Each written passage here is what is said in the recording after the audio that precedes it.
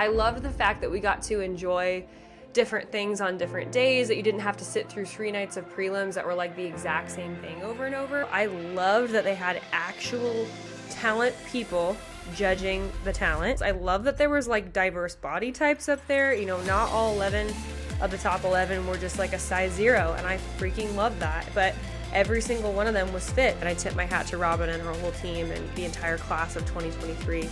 I think they are just some of the most wonderful women, accomplished women, and it's the reason why we all did pageants in the first place. Miss America finals were last night, and let me just tell you, Miss America is back. And whether you like that or you don't like that, this is the Miss America that I competed in 10 years ago. If you're new here, I'm Coach Megan. Welcome to the Powerhouse Podcast, and let's get right into it. So back when I competed in 2014 for Miss America, we had swimsuit, we had glam, we had what actually matters. You had to be a well-balanced it girl who had it all, who was smart, who could speak, who could walk, who worked on her fitness, who was everything. And it was amazing. I had an amazing time at Miss America. It was super fun. And I just wish I wasn't 21 so I could have actually had a chance. It wasn't because I was 21. It was because it was like my third pageant, real pageant, like ever. And gosh, it was just so refreshing. I was messaging Robin yesterday and I was just like, first of all, I'm so proud of you. Not that you need me to be proud of you, but I was just like, wow, you should be so proud of yourself, because it is no small feat to change, like turn that cruise ship, right? A cruise ship is a pretty big thing. You got to turn it like one little notch at a time, right? And even though I know a lot of decisions were down to the wire and communication's always really hard with all the vendors and the production team and the streaming service and the contestants and the judges and the MCs, right? There's so many moving parts that go into a mega event like this. And I thought it was just top notch. So I just want to go through what I loved tip to tail. First of all, couldn't have picked a better Miss America. Called it. I love Madi. I was talking to her before the show yesterday, and I was just like, girl, you have the anointing. And I was just like, it's you. Like, I just knew it. I think we all knew it. You know what I mean?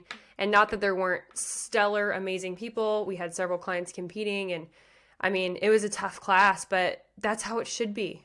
It should be a tough class. It should be, oh my gosh, how are they going to pick a top 11? Other things I loved, I didn't think that I would love this, but like I loved the fact that they didn't announce who the People's Choice was. And who knows, that People's Choice person could have gotten into the finals, you know, into the top 5. I think that's really cool.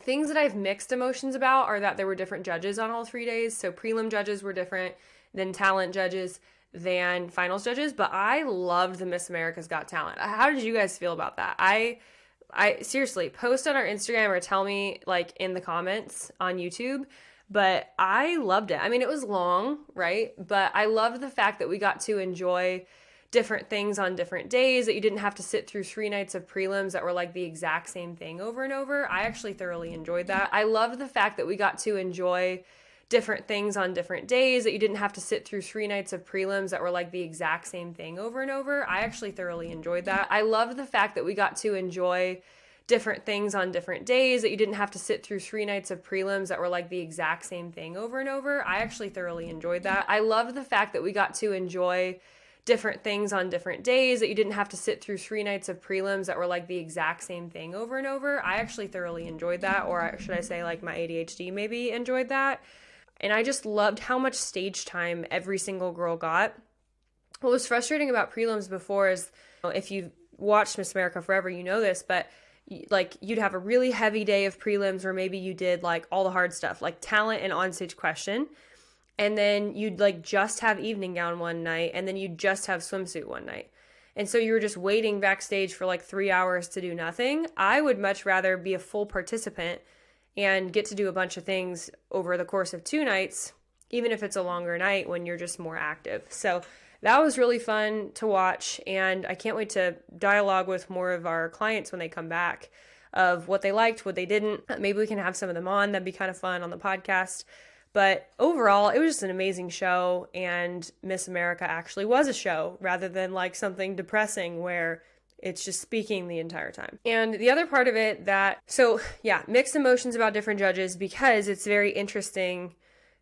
I mean, I think Madi would have won with a lot of different sets of judges, but it's just interesting, right? Because the judges that got the people into the top 11 are not the same judges that are judging the top 11. So that's where I was very shocked by 2 of the members in the top 5. I mean, no one's a fortune teller when it comes to that. They're all extremely capable people. But one thing that I thought was really cool was that the top 11 just seemed like such kind people. And again, you can't judge a book by its cover, I suppose. But man, when they dropped right into a fitness and then the interview portion, on-stage interview, I thought that was the smartest thing. Hats off to Robin. The smartest thing you could have ever done in pageantry to show people what we're actually all about. And I mean, selfishly, job security for me, for literally ever. So I was just like, yeah, like way to actually showcase people's intelligence. Now, do I think that the card thing was a little rigged? I do. I think that they had a certain question in mind, like, oh, Rhode Island got the political question and Texas got the question where she could talk about police officers. Like, that was not an accident. If I'm a candidate, I like that because it seemed like it was completely tailored to each person, right? So like, I probably would have gotten the women question and I would have rocked that all day, right?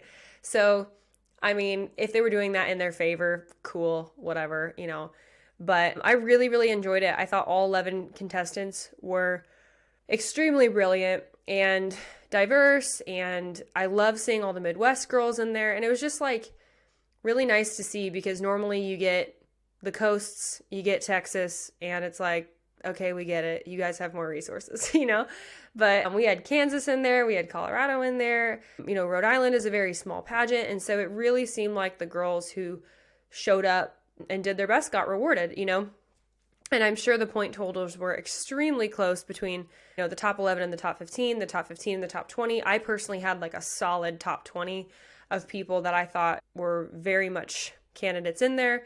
But, out of that top 20, I had the 11 in there that they selected for the most part, other than I think one person. But then once I saw them compete again, I was like, okay, yeah, like this makes sense 100%. So yeah, I just thought the pageant made sense. And having competed, at both of Miss USA and Miss America national pageants, sometimes it just doesn't feel that way. Sometimes it feels like you're there and the whole story is already told before you even get there. And again, I'm going to talk to all my candidates of kind of how they felt, but it just felt like it was actually a fair pageant. And so I admire that, I thought the caliber of judges was incredible. I loved that they had actual talent people judging the talent. And yet a girl with her story won, because that was an incredible talent. Like, it was a moving monologue. It was something that actually was performed extremely well. It was thought through. It had music. It had literary devices in there and how she wrote it. Like, it was brilliant. And so I just loved that they really celebrated people that were authentic to themselves. I love that there was like diverse body types up there. Not all 11 of the top 11 were just like a size 0, and I freaking love that. But every single one of them was fit. Every single one of them works on themselves, like it was just, they looked healthy. They looked normal, and I really appreciated that. The only part I thought was kind of weird was I thought the top 5 was actually the weaker of the talents. So that's interesting. However, talent is one phase of competition, whereas evening gown and fitness are 2 phases of competition. So for example, if somebody did really well in those 2 phases and not so good or really good in talent and not so good in those 2 phases, as opposed to really good in fitness and evening gown and not so good in talent, it's 2 phases of competition versus 1, and then the onstage question portion. However, I think also the top 5, there were 2 members of the top 5 that I just thought didn't do as well in the onstage question portion. So, but I'm one opinion, right? Like I'm certainly not the only opinion. I thought Texas and Colorado were an incredibly deserving first and second runner-up. Indiana came out of nowhere. Freaking love her. Indiana, I don't know if you listen to this podcast, but you're amazing. I love your spirit. Everything you did was anointed, and literally every time, I hope somebody sends this to her. Someone send this to Sydney. But literally every time she came on stage in the top 11, my whole family was crying. There was just this like literal anointing on her that I was like, you are just doing your thing, girl. And it's proof that there's a light that shines around you and you're making an impact, even if you don't end up with a crown. So, you know what? I hope someone sends this to her. It's because she's awesome, and just, I'm like, wow, totally see why you won Indiana. I mean, that was a no-brainer. And just, I felt like everybody just performed with such soul and heart and authenticity. And I feel like that was actually that was allowed to be celebrated this year. As opposed to past years where it was like, don't be feminine, wear a boring dress, everything, nothing to see here. We are Miss America. It is serious.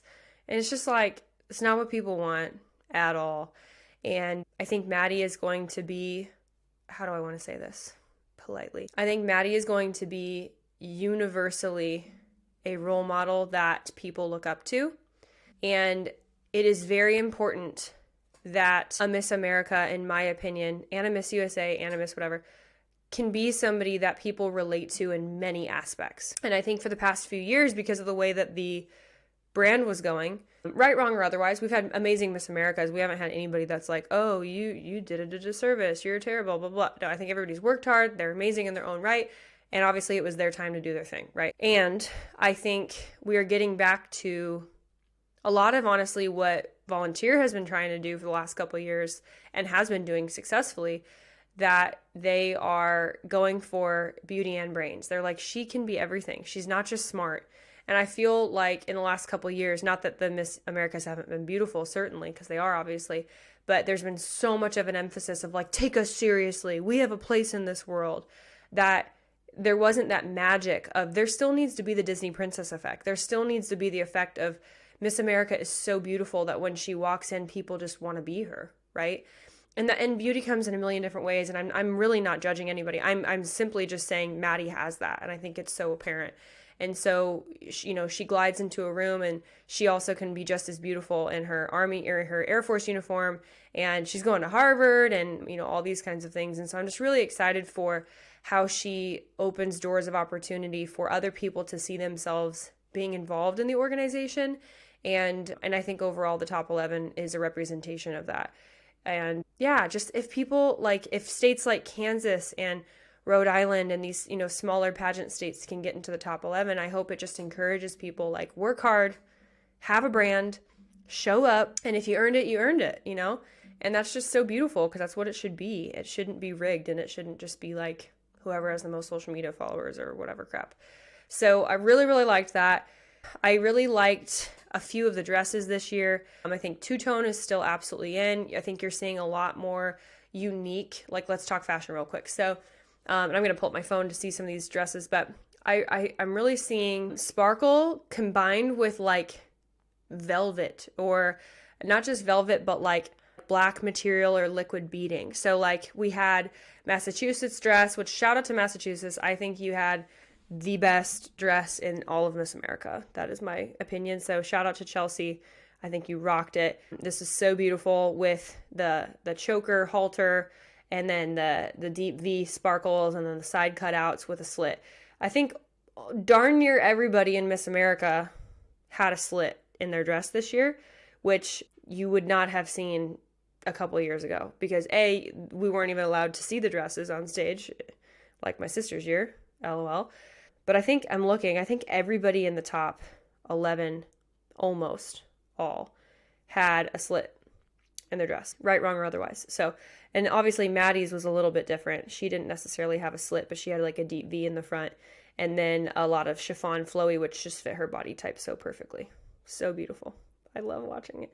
And now one of our clients is the new Miss Colorado, which is so fun. So sparkle is definitely back. Shoulder pads are back. Freaking love shoulder pads. Army military style angles are very in right now. Very, very, very in. So edgy girls like me who have always wanted to have more daring looks, now is the time. Now is totally the time. Deep V's, totally okay. Slits in your dress, totally okay. Gone are the days of boring Miss America. I loved Oklahoma's gown. Beautiful. Sunny, her dress was beautiful. Cutouts on the side. Sparkle from head to toe, just classic. I love how it was a very modest slit that cut more along her side or her lower thigh. Oh, just beautiful, beautiful, beautiful. What I didn't like, just be very mindful, you guys, this year of and I don't want to call anybody out. That's not the kind of person that I am, but just be very mindful of if it looks like your dress has been done before, don't do it. Like, try and add some element that's just new. Even if you take a dress off the rack and you add like a shoulder little flounce, like a lot of like what's really popular right now is like jewels coming down on the shoulder. If you're watching on YouTube, you can see what I'm doing. If not, subscribe to YouTube.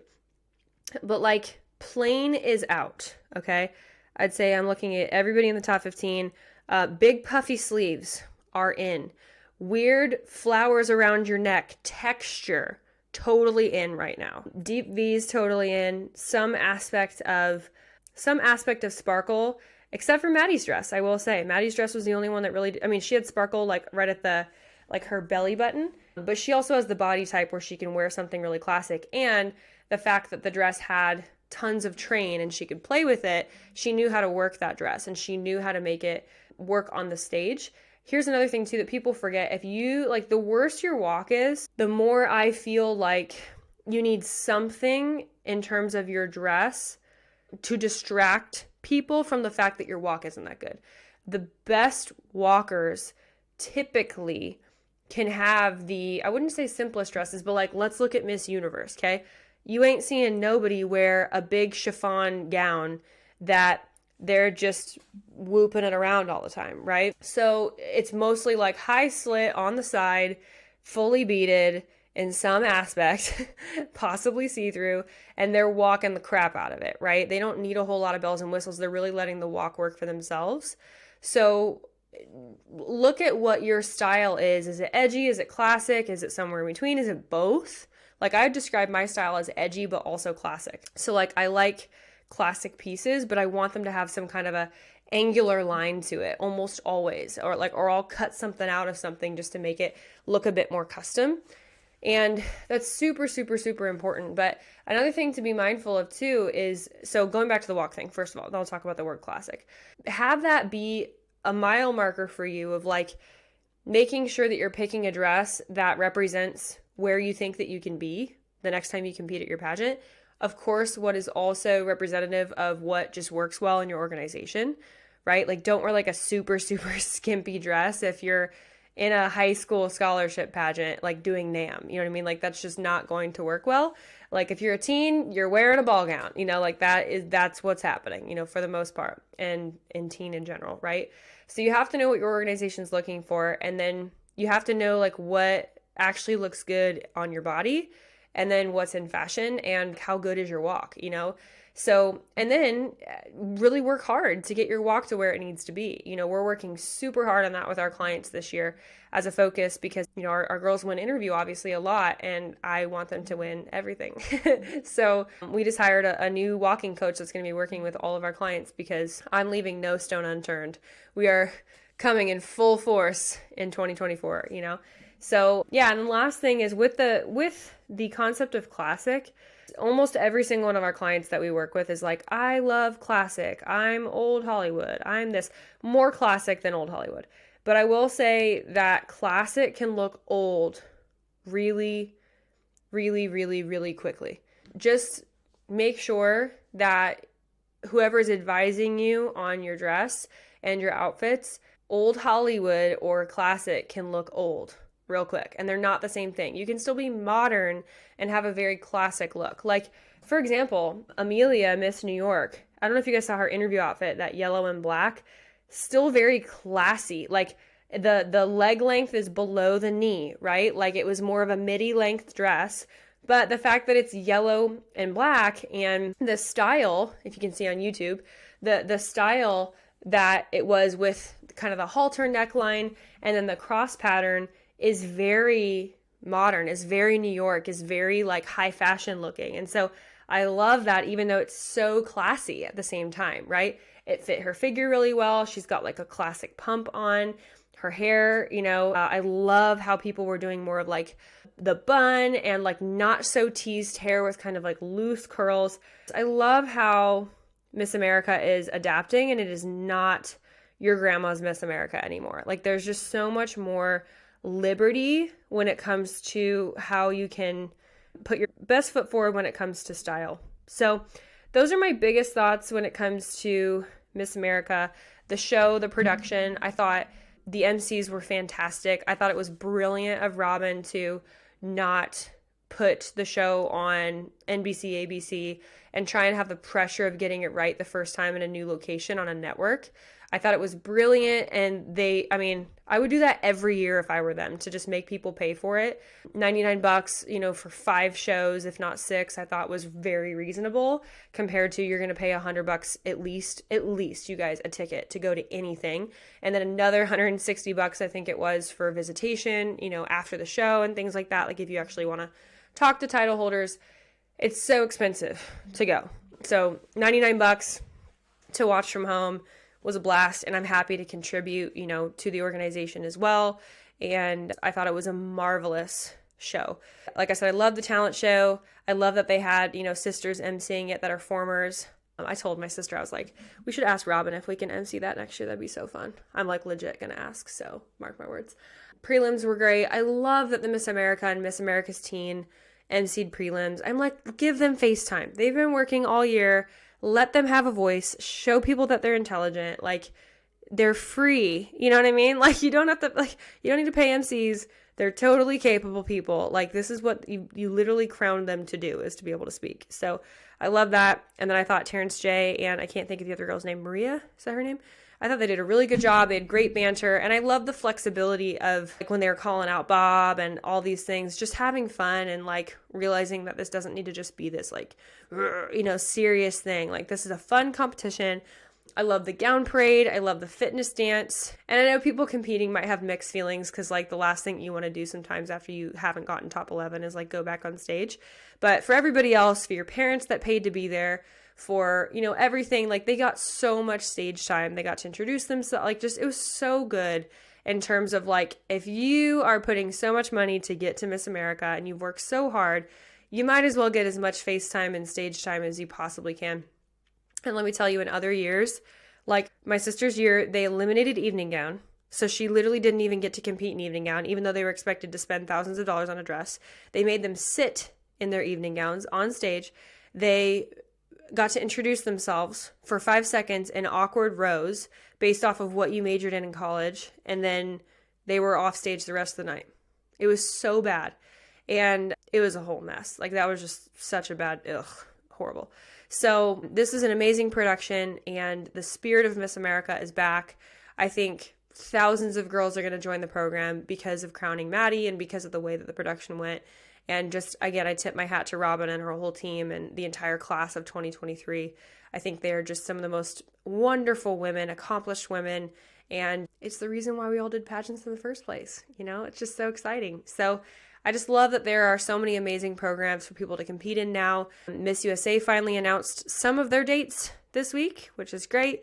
So I'm excited, and we'll keep you guys posted on all of that, because I know a lot of you guys have been waiting for that for a long time. And as always, if you're ready to place higher, guaranteed, or win your pageant this year, click the link below to book a free strategy call with me. You must be 13 or older, and if you're a teenager, please have a parent or guardian on the phone, because they're usually the one helping you make that decision. And we're looking for people that really, really want to commit to making top 15, 10, 5, or winning this year, which is why we have a place higher guarantee when you join our academy. So if you're really dedicated and you know that this is the year that you want to make your dreams come true, then we'd be honored to help you get there. All right, y'all. I'll see you next week. Bye.